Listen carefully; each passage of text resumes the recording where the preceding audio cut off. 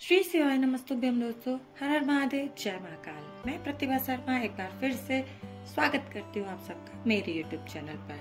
दोस्तों, कार्तिक का जो है माह चल रहा है, बहुत ही विशेष, बहुत ही खास है। एक एक पल, एक एक क्षण इसका बहुत ही उत्तम है कुछ भी शुभ कार्य करने के लिए। दोस्तों, तो कार्तिक माह में हमने बहुत सारे उपाय किए, बहुत सारे ये जो आपकी परेशानियां था उन सब के निमित्त से पूज्य गुरु जी ने अपनी कथाओं में जो भी कुछ बताया है उन उपायों को वीडियो के माध्यम से मैंने आपको समझाने की बहुत कोशिश की। बहुत आसान तरीके से आप तक उन उपायों को लेकर आई हूँ। कार्तिक माह में पड़ने वाली प्रदोष, दोस्तों ये भी बहुत ही विशेष होती है। एकादशी के पर्व पर आपने बहुत सारे छोटे छोटे से उपाय किए होंगे और उम्मीद है कि इन उपायों से आपके जीवन की जो भी इच्छाएं होंगी वो पूरी होंगी और परेशानियां जो है वो दूर होंगी।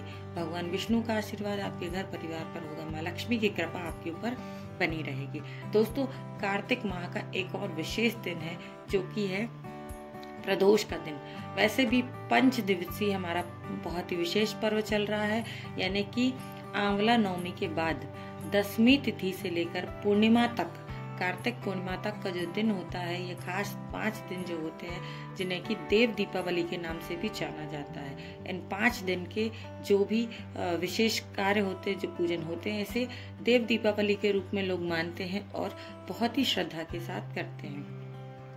दोस्तों, प्रदोष काल जो होता है वो क्या होता है, प्रदोष के दिन प्रदोष काल में क्या करना चाहिए, ये आपको इस वीडियो में मैं बताने वाली हूँ। प्रदोष के दिन का कितना महत्व है इस वीडियो में आप ये जानेंगे।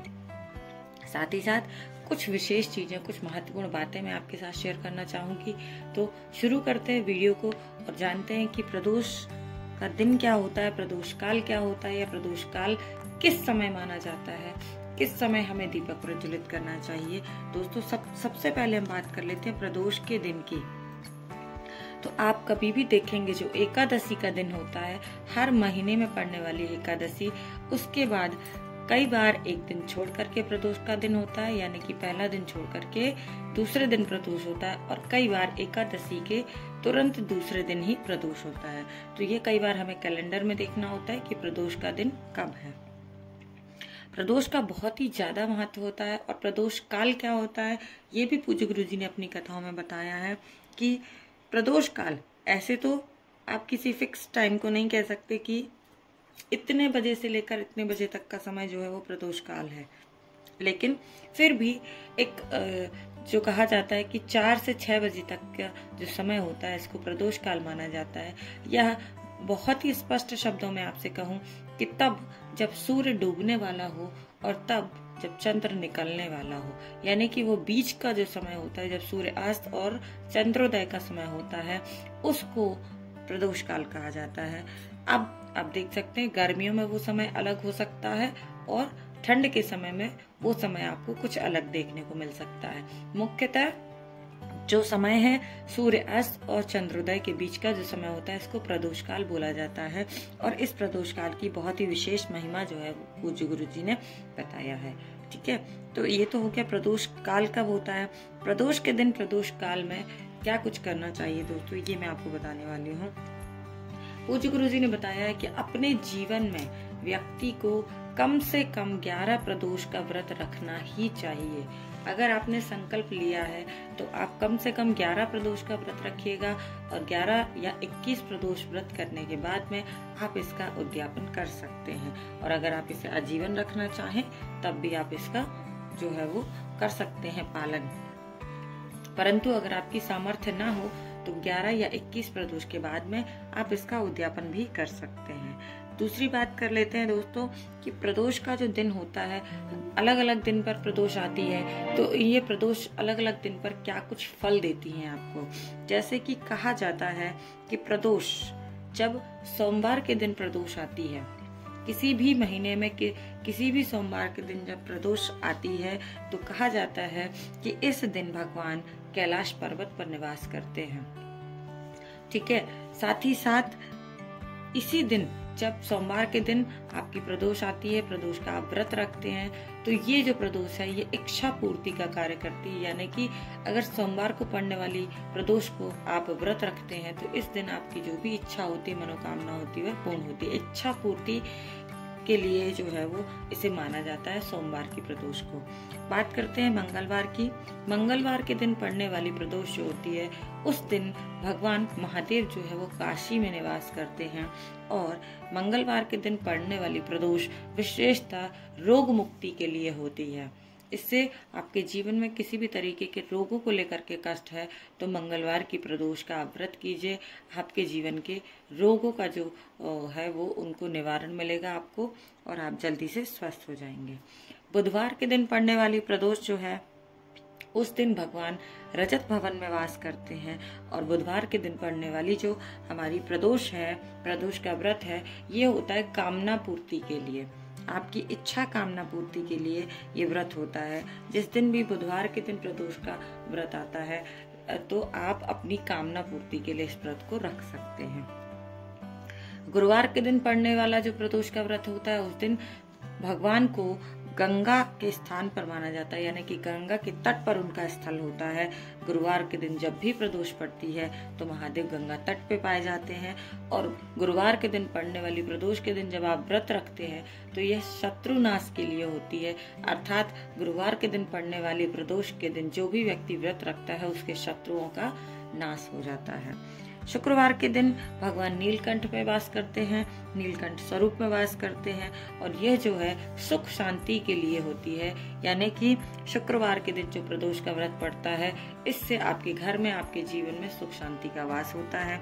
शनिवार के दिन पड़ने वाली जो प्रदोष होती है दोस्तों, इस दिन भगवान समी वृक्ष के नीचे वास करते हैं। समी वृक्ष वैसे भी बहुत ही पूजनीय माना गया है, तो शनिवार के दिन पड़ने वाली जो प्रदोष होती है, उस दिन भगवान महादेव जो है वो समी वृक्ष के नीचे वास करते हैं और इस दिन जो व्यक्ति व्रत रखता है, शनिवार की प्रदोष का जो व्यक्ति व्रत रखता है, उसे संतान का सुख प्राप्त होता है, एक अच्छी सुयोग्य संतान प्राप्त होती है।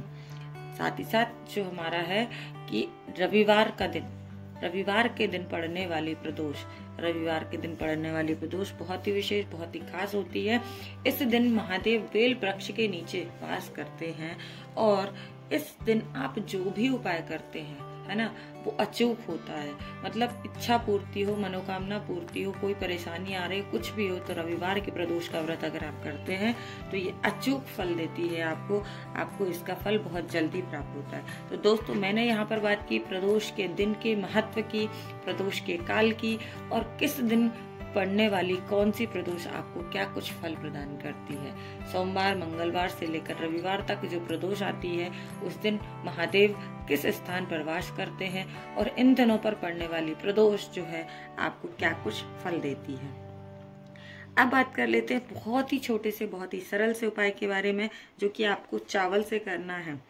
पूज्य गुरु जी ने अपनी कथाओं में कहा है कि अगर आप कुछ भी ना कर सके, अगर आप किसी भी नियम का पालन नहीं कर सकते हैं अपने जीवन में, तो मित्रों आपने सिर्फ एक नियम का पालन करना चाहिए कि कार्तिक माह में शरद पूर्णिमा से लेकर कार्तिक पूर्णिमा तक जो दिन आते हैं, प्रत्येक दिन अगर आप एक चावल का दाना, सिर्फ एक चावल का दाना चढ़ाने का नियम बना लें तो आपका भाग्य बदल सकता है।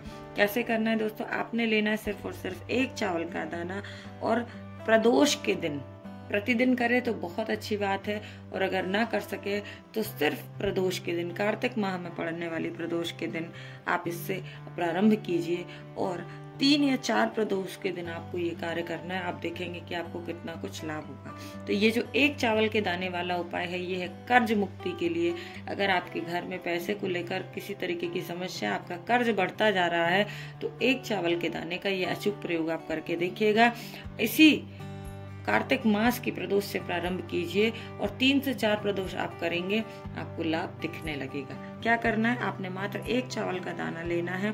प्रदोष के दिन, प्रदोष काल में अगर आप भगवान शिव के ऊपर इसको चढ़ा देते हैं, मात्र एक चावल के दाने को, तो आपकी जो भी कर्ज को लेकर के परेशानियां हैं वो धीरे धीरे समाप्त होने लगती हैं और इस उपाय को आपको 3 से 4 प्रदोष करना है। इतने में ही आपको जो है वो लाभ दिखाई देने लगता है। तो दोस्तों, पहला उपाय वीडियो का मैंने आपको बताया, कर्ज मुक्ति के लिए एक चावल के दाने को प्रदोष के दिन, प्रदोष काल में महादेव के ऊपर समर्पित कीजिए और देखिए कि 4 से 5 प्रदोष में जब आप इसे करते हैं तो क्या चमत्कारिक लाभ मिलता है आपको। चलिए बात कर लेते हैं वीडियो में हम अपने दूसरे उपाय की। जो कि बहुत सरल है। ये भी आपको प्रदोष के दिन प्रदोष काल में करना है। दोस्तों करना क्या है, आपने लेना है बेलपत्र, ठीक है, 5 बेलपत्र लेने हैं। प्रदोष के दिन प्रदोष काल में इस उपाय को करेंगे।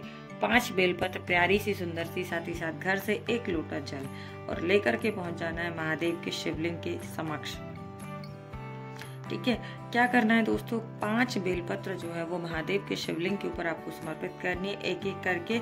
और जो आपके पास तांबे के पात्र में जल है, 1 लोटा जल महादेव के ऊपर श्री शिवाय नमस्तुभ्यं बोल करके या महादेव के किसी भी नाम का स्मरण करते हुए आपको 1 लोटा जल जो है वो महादेव के ऊपर समर्पित कर देना है। बस एक छोटा सा नियम बना लीजिए दोस्तों, अगर प्रदोष का आप व्रत नहीं रख सकते, कोई पूजन नहीं कर सकते हैं, तो प्रदोष के दिन प्रदोष काल में सिर्फ 1 लोटा जल और 5 बेलपत्र भगवान को समर्पित कर दीजिए।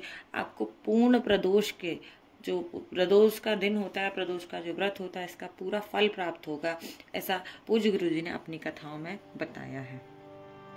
दोस्तों मैंने आपको प्रदोष के दिन की महिमा बताई, बहुत सारी चीजें आपको बताई कि क्या कुछ जो है प्रदोष का महत्व होता है, प्रदोष काल क्या होता है और प्रदोष के दिन आपको क्या कुछ करना चाहिए।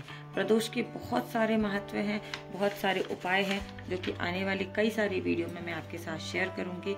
उम्मीद करती हूँ कि वीडियो की जानकारी आप सबके लिए लाभदायक होती होगी। पूज्य गुरु जी की कथाओं को सुनकर वीडियो के माध्यम से मैंने बहुत अच्छे से कोशिश की है आपको उपायों को समझाने की। अगर कुछ समझ ना आया हो तो आप कमेंट बॉक्स में कमेंट करके जरूर पूछिएगा। कमेंट में महादेव का कोई एक नाम टाइप कीजिएगा। दोस्तों पहली बार मेरे चैनल पर आए हैं तो चैनल को सब्सक्राइब जरूर कीजिएगा, ज्यादा से ज्यादा शेयर कीजिए और बेल आइकन को प्रेस करना ना भूलें ताकि आने वाले हर वीडियो का नोटिफिकेशन आप सबको मिलता रहे। दोस्तों आपने देखा होगा एक बहुत अच्छा वीडियो मैंने आपके साथ शेयर किया है जो कि है आंवला दीपदान का। अगर आप इन 5 दिनों में यानी कि देव दीपावली के दिन में आंवला दीपदान करते हैं तो आपको 1000 गुना जो है वो दीपदान के बराबर का फल प्राप्त होता है। दोस्तों तो बहुत सारा प्यार मुझे आप सबका उस वीडियो पे मिला है और उम्मीद करती हूँ कि आप सब आगे भी अपना प्यार मुझे देते रहें। आगे जो आपके पास कुछ दिन हैं कार्तिक पूर्णिमा तक के, आपको आंवला दीपदान जरूर करना चाहिए। तो दोस्तों उस वीडियो को जरूर देखिएगा जो आप सबके लिए बहुत ही ज्यादा लाभदायक होगा। एक आंवले का दीपदान आपको 1000 गुना फल प्रदान करेगा।